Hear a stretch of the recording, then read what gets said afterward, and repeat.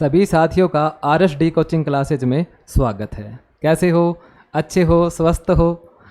हमारी जो RSD coaching classes हैं वो लगातार अपने प्रत्येक सब्जेक्ट के प्रत्येक टॉपिक लगातार YouTube पर डाल रही है। आप सभी अपनी तैयारी कंटिन्यू बनाए रखें। हमने जो हमारी संविधान की जो सीरीज शुरू की थी उसी का ही आज का अपना चैप्टर है जिसका नाम है नागरिकता और मूल कर्तव्य। उसी का अपना पहला क्वेश्चन देखो। भारत में एकल नागरिकता है वो किस देश से ग्रहण की है? भारत में एकल नागरिकता का सिद्धांत कहां से लिया गया है या किस देश से ग्रहण की है? तो भाई हमने जो एकल नागरिकता है वो अमेरिका से, जर्मनी से, अफ्रीका से या इंग्लैंड से ग्रहण की है। तो एकल नागरिकता हमने कहां से ली है? इंग्लैंड से ग्रहण की है। इंग्लैंड से हमने ली है एकल नागरिकता, एकल नागरिकता। और इंग्लैंड से हमने क्या लिया है? विधि निर्माण प्रक्रिया। विधि मतलब कानून, कानून बनाने की जो प्रक्रिया है वो ली है, विधि निर्माण प्रक्रिया। और लिया हमने विधि का शासन, विधि का शासन। और हमने लिया है संसदीय शासन प्रणाली, संसदीय शासन प्रणाली। हमारे संसद के 2 सदन है इसलिए ऑप्शन में कई बार आ जाता है द्विसदनात्मक व्यवस्था, द्विसदनात्मक व्यवस्था। ये हमने जो चीजें हैं वो हमने इंग्लैंड से ग्रहण की है। इसमें आता है राष्ट्रपति की संवैधानिक शक्ति, हमने इंग्लैंड से ली है। मंत्री परिषद का सामूहिक रूप से लोकसभा के प्रति उत्तरदायी, ये भी हमने इंग्लैंड से लिया है। प्रधानमंत्री महान्यायवादी पद, ये भी हमने इंग्लैंड से लिया है। अमेरिका से लिए हमने प्रस्तावना, अमेरिका से लिया है प्रस्तावना। और अमेरिका से लिया है हमने मूल अधिकार। और हमने लिया है वित्तीय आपातकाल। उपराष्ट्रपति पद,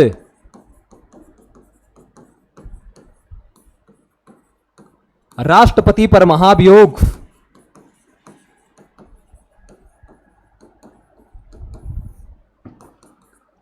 सुप्रीम कोर्ट, हाई कोर्ट के न्यायाधीशों को हटाना,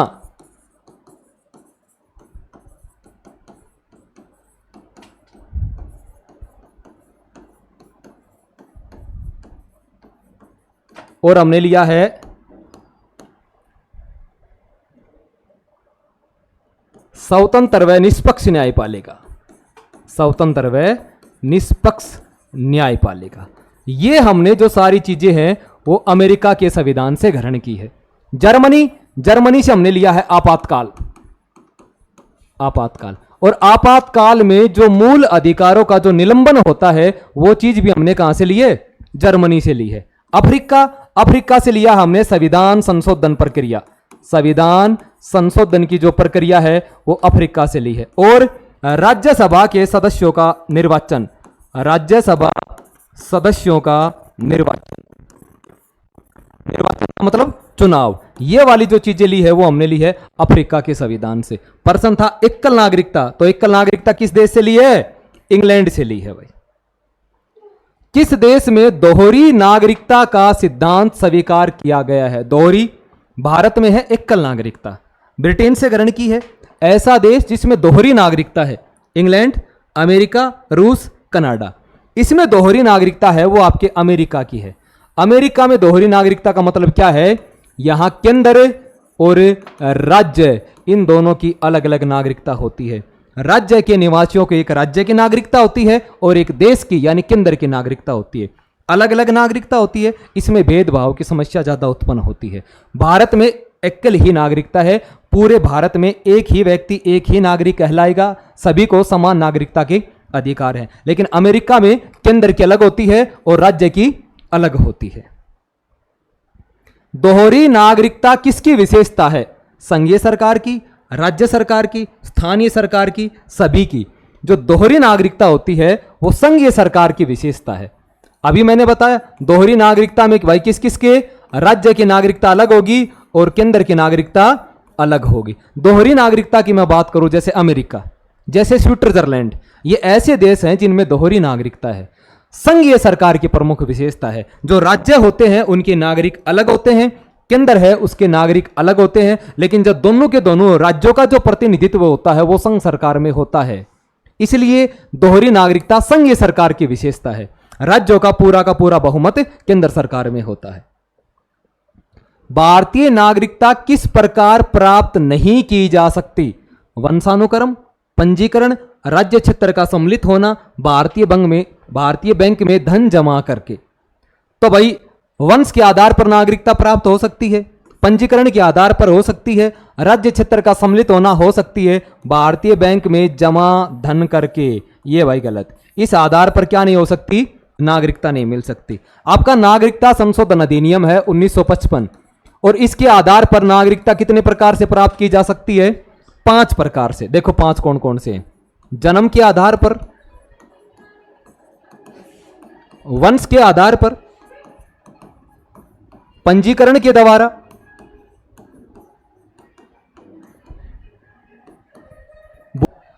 नागरिकता संशोधन अधिनियम 1955 है, उसके आधार पर हम 5 प्रकार से नागरिकता प्राप्त कर सकते हैं।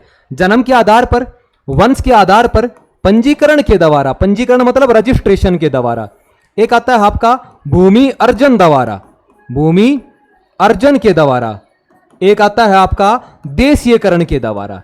ये 5 आधार ऐसे हैं जिनके आधार पर आपको नागरिकता प्राप्त हो सकती है। जन्म, यदि किसी बच्चे का जन्म भारत में ही हुआ है तो वह भारत का नागरिक कहलाएगा। वंश के आधार पर, यदि बच्चे के माता पिता का जन्म भारत में हुआ हो या भारत के नागरिक हो, यदि बच्चे का जन्म विदेश में हो जाता है तो बच्चे के जन्म के समय यदि उसके माता पिता भारत के हैं तो वह जन्म से क्या कहलाएगा? भारत का नागरिक कहलाएगा। रजिस्ट्रेशन यानी पंजीकरण के द्वारा, आपको भारत में रहते कई साल हो चुके हैं या संविधान लागू होने के समय आप भारत में रह रहे हो, आपने रजिस्ट्रेशन करवा लिया तो आप भारत के नागरिक कहलाएंगे। भूमि अर्जन के द्वारा, इसका मतलब यह है राज्य क्षेत्र का सम्मिलित होना। सपोज करो सिक्किम है, वो पहले भारत का क्षेत्र नहीं हुआ करता था, लेकिन जैसे ही सिक्किम को भारत ने अपने संघ में मिलाया तो सिक्किम के सभी निवासियों को अपने आप ही किसकी नागरिकता मिल गई? इसका है भूमि अर्जन। सपोज करो भारत आजाद हुआ 1947 ईस्वी में, लेकिन अपना गोवा था वो पुर्तगालियों के दिन था। गोवा 1961 में भारत का अभिन्न अंग बनता है। तो जैसे ही पुर्तगालियों से हमने छीन कर गोवा को शामिल किया तो क्या गोवा के व्यक्तियों को नागरिकता लेने की जरूरत पड़ी? नहीं पड़ी, क्योंकि गोवा को स्वतः ही सभी नागरिकों को किसकी नागरिकता मिल गई? भारत की। एक आता है देशीयकरण के द्वारा, यदि कोई व्यक्ति भारत में लगातार 6-7 साल से रह रहा है और वो भारत की संस्कृति में सम्मिलित हो चुका है, संविधान में मान्यता प्राप्त भाषाओं में से कोई भी एक भाषा को उसकी जानकारी है, अगर वह भारत का नागरिक बनना चाहता है तो भारत सरकार उसे क्या दे सकती है? नागरिकता। तो ये 5 आधार पर भारत की नागरिकता मिल सकती है। भारत में नागरिकता की निम्नलिखित विशेषताओं में कौन सा सही है? सही पूछा भाई। राज्य तथा राष्ट्र की दोहरी नागरिकता। भारत में कैसी नागरिकता है? एकल नागरिकता है। राज्य की एकल नागरिकता, राज्य की अपनी कोई नागरिकता नहीं है। संपूर्ण भारत की एकल नागरिकता, यह सही है भाई। 4th ऑप्शन है भारत और अन्य देश की दोहरी नागरिकता, यह गलत है। भारत में सिर्फ कैसी नागरिकता है? एकल नागरिकता, और वो एकल नागरिकता हमने कहां से ली? ब्रिटेन से ली है। संविधान के प्रारंभ होने के बाद से किस अधिनियम में नागरिकता पाने और गंवाने संबंधी प्रावधान है? अभी मैंने बताया था, नागरिकता संशोधन अधिनियम कौन सा भाई? 1955। 1955 का जो अधिनियम है इसमें नागरिकता प्राप्त करने के कितने उपाय बताए गए हैं? 5 हैं। और नागरिकता त्यागने के कितने कारण है भाई? 3 है। तो नागरिकता संशोधन अधिनियम 1955 के तहत कोई भी व्यक्ति को नागरिकता प्राप्त कर सकता है और कोई भी व्यक्ति की नागरिकता छीनी जा सकती है, और यह नागरिकता संशोधन अधिनियम 1955 है। भारत में नागरिकता प्राप्त करने का नियम कौन बनाता है? मैंने आपको साफ साफ शब्दों में बता रखा है, जब भी कानून की बात आए तो संसद, क्योंकि देश के लिए कानून कौन बनाती है? संसद बनाती है। तो बताओ नागरिकता के कानून भी, ये नियम भी कौन बनाएगा? संसद। संसद बनाएगी। राज्यपाल तो राज्य का संवैधानिक प्रमुख होता है। मुख्य चुनाव आयुक्त ये आपके चुनाव करवाते हैं। प्रधानमंत्री यह लोकसभा का बहुमत दल का नेता होता है। तो देश में कानून बनाने का काम कौन करती है भाई? संसद करती है। ठीक है। आर्टिकल, ये जो नियम बनाने का उल्लेख है, अनुच्छेद 11 के तहत संसद नागरिकता से संबंधित नए कानून बना सकती है और ऐसा अधिकार अनुच्छेद 11 में दिया गया है। मौलिक अधिकार का सर्वप्रथम विकास कहां हुआ था? ब्रिटेन में, इंग्लैंड में, अमेरिका में, रूस में। भाई ये दोनों ऑप्शन एक ही हो गए, अमेरिका, रूस और ब्रिटेन। तो इसमें मौलिक अधिकारों की बात करें तो आपका जो इंग्लैंड है, यहां का एक राजा हुआ करता था जेम्स प्रथम। जेम्स प्रथम ने 1215 में किसानों को एक कागज में कुछ अधिकार लिख कर दिए और वो अधिकार ही कहलाए मैग्ना कार्टा। क्या कहलाए? मैग्ना कार्टा कहलाए। और यही जो अधिकार हैं उनको अधिकार पत्र कहते हैं। अगर मैं बात करूं मौलिक अधिकारों का सर्वप्रथम विकास, यानी मौलिक अधिकारों की जो जननी है वो ब्रिटेन है। मौलिक अधिकारों की जननी कौन है? ब्रिटेन। ब्रिटेन यानी इंग्लैंड, एक ही बात है भाई, ये दोनों ऑप्शन एक ही है, ब्रिटेन और इंग्लैंड एक ही है। तो मौलिक अधिकारों का जन्मदाता देश या मौलिक अधिकारों की जननी कौन है? ब्रिटेन है। और ऐसा कहते हैं कि विश्व में सबसे पहले 1215 में इंग्लैंड के राजा जेम्स प्रथम ने किसानों को कागज में जो अधिकार लिख कर दिए थे वो अधिकार ही क्या कहलाते हैं? Magna carta. इसलिए संविधान में जितने भी हमने भाग 3 में जो अधिकार दे रखे हैं, हमारा संविधान का भाग 3 ही क्या कहलाता है? मैग्ना कार्टा कहलाता है। ठीक है भाई। विश्व में सबसे पहले किस देश ने अपने संविधान में मौलिक अधिकार लिखे? तो अमेरिका आएगा भाई। लिखने वाला देश कौन सा है? क्योंकि विश्व का पहला आधुनिक लिखित संविधान किस देश का है? अमेरिका का है, जो 1789 में लागू हो जाता है। तो सबसे पहले लिखने वाला देश अमेरिका, लेकिन जन्मदाता देश ब्रिटेन है। भारत में मौलिक अधिकारों की मांग सर्वप्रथम किस विधेयक के माध्यम से की गई थी? संविधान विधेयक 1895, संविधान विधेयक 1992, संविधान विधेयक 2000, संविधान विधेयक 1955। आपको संविधान के बारे में कोई भी चीज पूछे, चाहे संविधान दे या संविधान सभा दे या मौलिक अधिकार दे, इसके बारे में सबसे पहले जो मांग की थी वो की थी बाल गंगाधर तिलक ने। किसने की थी भाई? बाल गंगाधर तिलक ने। और बाल गंगाधर तिलक ने 1895 में एक बिल पेश किया था। उस बिल का नाम था स्वराज विधेयक बिल। स्वराज विधेयक बिल। और इस बिल के तहत बाल गंगाधर तिलक ने सबसे पहले संविधान सभा तथा मौलिक अधिकारों की मांग की थी। तो सबसे पहले कब की भाई? 1895 के संविधान विधेयक में। किसने की? बाल गंगाधर तिलक ने की। कौन से विधेयक में की? स्वराज विधेयक बिल में की। नागरिकता संशोधन अधिनियम 2019 के अंतर्गत अफगानिस्तान, पाकिस्तान एवं बांग्लादेश के अल्पसंख्यकों को कितने वर्ष तक भारत में रहने पर नागरिकता प्रदान करने का प्रावधान है? 5 वर्ष, 6 वर्ष, 7 वर्ष, 9 वर्ष। जब आपकी नरेंद्र मोदी भाजपा गवर्नमेंट बनी तो इन्होंने 2019 में सीएए नागरिकता संशोधन अधिनियम लिख के आए। उसमें यह कहा गया कि जो हमारे पड़ोसी देश हैं, जैसे अफगानिस्तान है, जैसे पाकिस्तान है, जैसे बांग्लादेश है, इसमें जो अल्पसंख्यक हैं, अच्छा अल्पसंख्यक कौन होंगे? जिस भी लोगों की, जिस भी धर्म के लोगों की संख्या क्या होगी? कम होगी। तो इसमें अल्पसंख्यक कौन है? हिंदू हैं, सिख हैं, जैन है, ईसाई हैं, पादरी हैं। ठीक है भाई। और बौद्ध हैं। ये जो 6 धर्म है, इन 6 धर्मों के लोग जो अल्पसंख्यक हैं, यदि वह भारत में रह रहे हैं और भारत में रहना चाहते हैं तो उनको कितने साल? 5 साल तक रहने पर क्या दे दी जाएगी? नागरिकता दे दी जाएगी। भारत सरकार ने 2019 नागरिकता संशोधन अधिनियम में इनको 5 साल भारत में रहने पर क्या मिल जाएगी? नागरिकता मिल जाएगी। और ऐसे 3 ही देशों में, अफगानिस्तान, पाकिस्तान, बांग्लादेश। ठीक है। नागरिकता संशोधन अधिनियम 2019 कब लागू हुआ? देखो, जो ये जो अधिनियम था आपका नागरिकता संशोधन अधिनियम, ये आपका पेश करने वाला व्यक्ति था, वो था अमित शाह। अमित शाह भाई देश का गृह मंत्री है। देश के गृह मंत्री अमित शाह ने यह अधिनियम पेश किया। अच्छा, लोकसभा ने पारित कर दिया इसको 10 तारीख को। लोकसभा ने कब पारित किया? 10, अगर मैं पूरी डेट लिखूं तो 10 दिसंबर 2019 को पारित कर दिया। राज्यसभा ने पारित कर दिया इसको 11 दिसंबर को। और राष्ट्रपति है, और राष्ट्रपति का नाम था रामनाथ कोविंद। और रामनाथ कोविंद ने इस पर हस्ताक्षर कर दिया 12 दिसंबर 2019 को हस्ताक्षर कर दिया। और ये जो लागू होता है वो लागू कब आएगा? 10 जनवरी 2020 को। नागरिकता संशोधन अधिनियम भाजपा सरकार के गृह मंत्री अमित शाह ने पेश किया, लोकसभा ने पारित किया, राज्यसभा ने पारित किया। जब दोनों सदन पारित कर देते हैं तो यह हस्ताक्षर यानी अनुमति के लिए राष्ट्रपति के पास आता है। राष्ट्रपति हुआ करते थे आपके उस समय रामनाथ कोविंद, जो देश के दूसरे दलित राष्ट्रपति बनते हैं।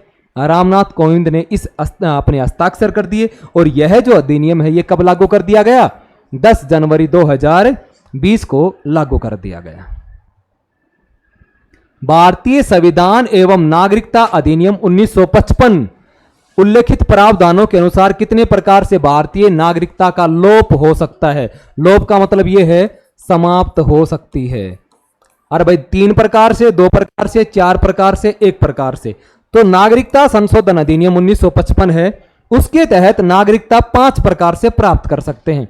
जन्म क्या? अच्छा, प्राप्त कितने प्रकार से कर सकते हैं? प्राप्त 5 प्रकार से कर सकते हैं। और लोप कितने प्रकार से हो सकती है? 3 प्रकार से हो सकती है। अच्छा, प्राप्त करने के 5, जन्म के आधार पर, वंश के आधार पर, पंजीकरण के द्वारा, भूमि अर्जन के द्वारा, देशीयकरण के द्वारा, जो मैंने समझा दिए। लोप कितने प्रकार से हो सकती है? यदि कोई भी व्यक्ति स्वैच्छिक अपनी मर्जी से दूसरे देश की नागरिकता ग्रहण कर लेता है तो भारत की नागरिकता क्या हो जाएगी? समाप्त हो जाएगी, क्योंकि भारत में एकल नागरिकता है। यदि वह देशद्रोह का काम करता है ना, तो उसकी नागरिकता बर्खास्त कर दी जाएगी। और एक आता है वचन के आधार पर। इस 3 प्रकार से भारत की नागरिकता क्या हो सकती है? समाप्त हो सकती है। स्वैच्छिक त्याग, बर्खास्ती के द्वारा, वचन के आधार पर, 3 प्रकार से। भारतीय नागरिकता किसके द्वारा दी जाती है? भारत के राष्ट्रपति के द्वारा, प्रधानमंत्री के द्वारा, गृह मंत्रालय के द्वारा, विदेश मंत्रालय के द्वारा। जो भारत की जो नागरिकता है वो कौन देगा भाई? भारत का गृह मंत्रालय देता है। और भारत के वर्तमान के जो गृह मंत्री हैं वो कौन है? अमित शाह। कौन है भाई? अमित शाह।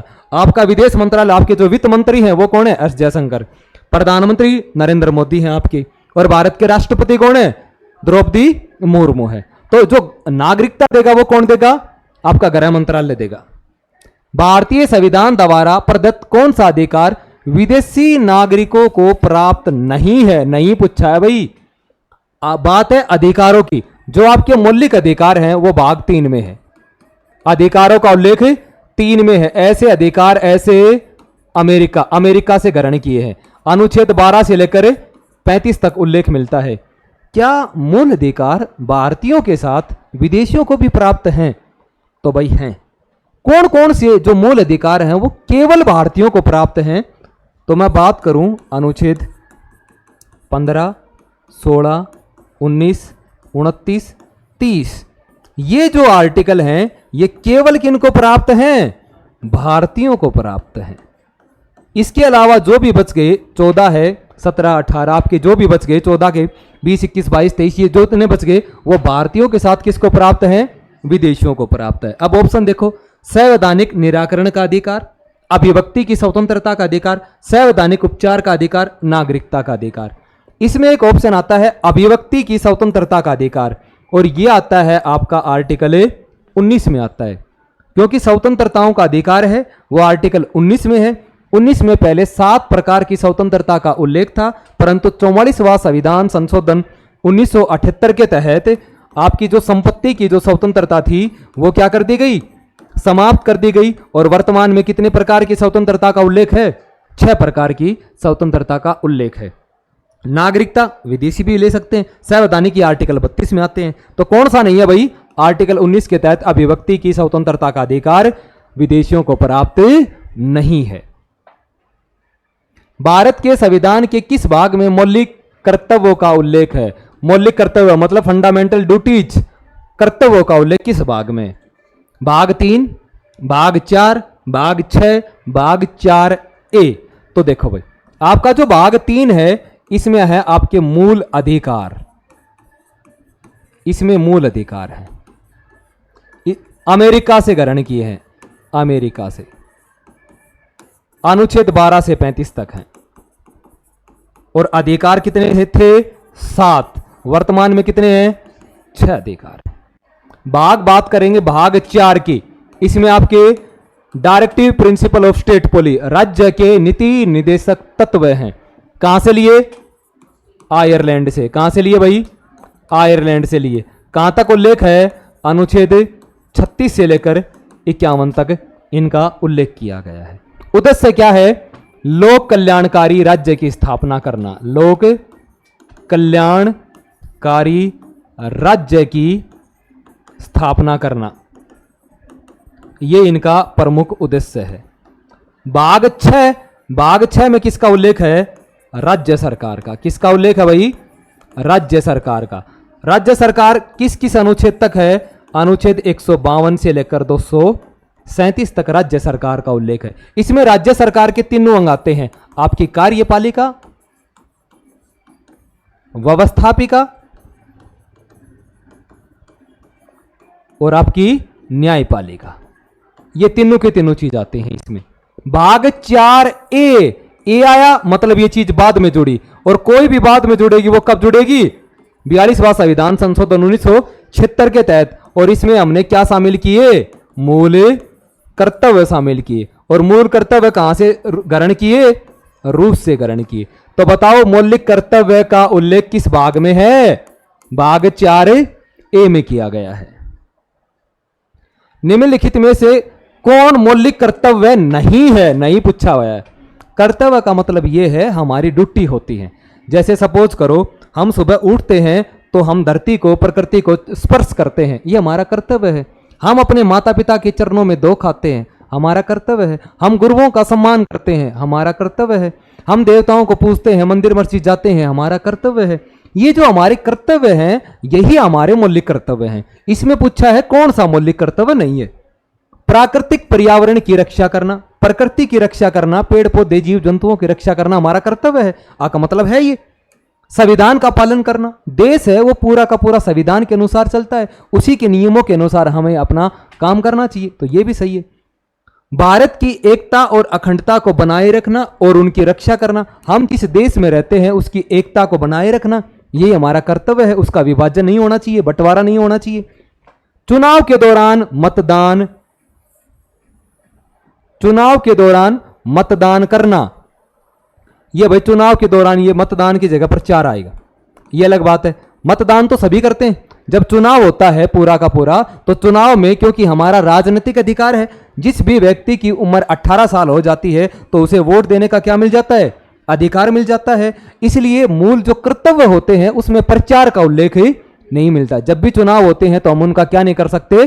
प्रचार नहीं कर सकते। हम का मतलब ये है जनता, कहने का मतलब जो भी कैंडिडेट होते हैं उनके लिए अलग छूट होती है, परंतु हम उनका सार्वजनिक रूप से पूरी की पूरी जनता उसमें शामिल नहीं हो सकती। ये उसका मौलिक कर्तव्य नहीं है। मतदान चुनाव से संबंधित कोई भी आपका मूल अधिकार है ना, मूल कर्तव्य नहीं है। बाकी तीनों सही है, ये आपका गलत है भाई। किस वर्ष 42वें संविधान संशोधन के द्वारा नागरिकों को मौलिक कर्तव्य को भारत के संविधान में जोड़ा गया? अभी बताया भाई। आपका जो मूल संविधान है, मूल संविधान, इसका मतलब है जब आपका संविधान बनकर तैयार हुआ, मूल संविधान में मूल कर्तव्यों का उल्लेख नहीं था। मूल संविधान में मूल कर्तव्य नहीं थे। इन्हें कब जोड़ा गया? 42वां संविधान संशोधन 1976 के तहत जोड़ा गया। अच्छा, जोड़ा गया तो कोई ना कोई भाग या कोई ना कोई अनुच्छेद होगा, तो हमने इसके लिए संविधान में एक भाग बनाया, भाग 4 ए। इसके लिए संविधान में एक अनुच्छेद लिखा, अनुच्छेद 51 ए लिखा, और हमने इसे किस देश से ग्रहण किया? सोवियत संघ से ग्रहण किया। सोवियत संघ मतलब रूस से ग्रहण किया। और हमने इसे कौन सी समिति की सिफारिश पर जोड़ा? सरदार सवर्ण सिंह समिति। सरदार सवर्ण सिंह समिति की सिफारिश पर संविधान में क्या शामिल किए गए? मूल कर्तव्य शामिल किए गए। प्रारंभ में कितने थे? प्रारंभ में ये 10 थे। कितने थे? 10। और वर्तमान में कितने हैं? वर्तमान में है भाई ये आपके 11 है। और जो 11वां मूल कर्तव्य है वो ये है कि 6 से 14 वर्ष के बच्चों को अनिवार्य व निःशुल्क शिक्षा दिलाना प्रत्येक अभिभावक का क्या होगा? कर्तव्य होगा। और इसे 86वां संविधान संशोधन 2002 के तहत जोड़ा गया। तो भाई 42वां संविधान संशोधन कब हुआ? 1976 में हुआ। भारत की संप्रभुता, एकता, अखंडता को बनाए रखना और उसकी रक्षा करना कौन सा अधिकार है? अभी बताया हमारा कर्तव्य है, और कर्तव्य कौन सा होगा भाई? मूल अधिकार, विधिक अधिकार, सेना का कर्तव्य या मौलिक कर्तव्य है? तो मौलिक कर्तव्य है। देश की रक्षा करना, संविधान के अनुसार चलना, राष्ट्रगान राष्ट्र ध्वज की रक्षा करना, स्वतंत्रता सेनानियों के विचारों को हृदय में सजाए रखना, पर्यावरण की रक्षा करना, देश का आह्वान किए जाने पर अपने प्राणों को मतलब बलि देना, देश का मतलब आह्वान होता बुलाए जाने पर देश की रक्षा करना, विज्ञानवाद को बढ़ावा देना, सभी में समरसता की भावना उत्पन्न करना, और 6 से 14 वर्ष के बच्चों को निःशुल्क व अनिवार्य शिक्षा दिलाना, ये हमारे कर्तव्य हैं। तो ये क्या है भाई? कर्तव्य है देश की एकता को बनाए रखना। भारतीय संविधान के किस अनुच्छेद के अनुसार प्राकृतिक पर्यावरण की सुरक्षा प्रत्येक नागरिक का मौलिक कर्तव्य है? कर्तव्य पूछा है भाई। क्या प्राकृतिक पर्यावरण की सुरक्षा कर सकते हैं? कर सकते हैं, आपका मौलिक कर्तव्य है, और ये नीति निर्देशक तत्वों में भी इसके बारे में बताया गया है। अनुच्छेद 55 के तहत 48 से 50, 49। देखो भाई, आपका जो अनुच्छेद 49 है इसमें दे रखा है राष्ट्रीय नीति निर्देशक तत्व के आर्टिकल है भाई, ये राष्ट्रीय महत्व के स्मारकों का संरक्षण करना। जितने भी आपके स्मारक हैं, ऐतिहासिक स्थल हैं, उन सभी का क्या करना? संरक्षण करना, उनको सुरक्षित रखना, वो एक राष्ट्र की संपत्ति है। आर्टिकल 49 में है। आर्टिकल 50 में क्या है? कार्यपालिका व न्यायपालिका का पृथक्करण। पृथक्करण का मतलब होता है अलग करना। कार्यपालिका, अच्छा, देश में कानून कौन बनाती है? अगर मैं राज्य की बात करूं तो राज्य में कानून बनाती है विधानमंडल, कानून लागू करता है आपकी पूरी की पूरी कार्यपालिका, और कानून की जो निष्पक्ष और स्वतंत्र रूप से जो जांच करती है वो कौन करती है? न्यायपालिका। तो इसमें यह कहा गया है कार्यपालिका और न्यायपालिका दोनों अलग रहकर स्वतंत्र रूप से अपना अलग अलग काम करेगी। अनुच्छेद 55 ये राष्ट्रपति से संबंधित है। राष्ट्रपति का निर्वाचन पद्धति या निर्वाचन प्रक्रिया का उल्लेख किया गया है, जो हमने आयरलैंड से लिए। अनुच्छेद 48A है, इसमें भाई किसका उल्लेख मिलता है? आपका पर्यावरण का उल्लेख मिलता है। किसका उल्लेख मिलता है? पर्यावरण का उल्लेख मिलता है। आर्टिकल 48 में यह है कि राज्य कृषि एवं पशुपालन के लिए उच्च एवं नवीन तकनीकों के द्वारा उत्पादन में वृद्धि करेगा। लेकिन 48A है, मतलब क्या है? जब भी आपको 48A क्या जो भी दिखे, ये मतलब बाद में जुड़ेगा, और बाद में जुड़ेगी वो चीज कब जुड़ेगी? 42वां संविधान संशोधन 1976 के तहत जुड़ेगी। और इसमें यह लिख दिया कि वन्य जीव, वन्य संरक्षण तथा प्रकृति का या पर्यावरण का क्या करना? संरक्षण करना। भारतीय संविधान के अनुच्छेद 51 में क्या है? मूल कर्तव्य है। टोटल कितने हैं वर्तमान में? 11। पहले कितने? 10। तीसरा कि मूल कर्तव्य के 51A के भाग 3 में क्या बताया गया है? देश की रक्षा करना पहला ही आता है। 6 से 14 वर्ष के बच्चों को निःशुल्क शिक्षा दिलाना आपका 11वां आता है। सतत विकास की कोशिश आपका 8वां 9वां आता है। भारत की प्रभुता, एकता और अखंडता की रक्षा करना ये आपका 30वां आता है। भारत की प्रभुता, एकता और अखंडता की रक्षा करना ये आपका आर्टिकल 51A के तहत 30वां मूल कर्तव्य है। हमारे ये जो 20 क्वेश्चन थे ये सारे के सारे प्रीवियस ईयर एग्जामों में आए हुए हैं, सारे के सारे इंपॉर्टेंट क्वेश्चन है। आज का नागरिकता और मूल कर्तव्य से संबंधित थे। ये सारे के सारे क्वेश्चन आप पढ़ लेना। Thank you.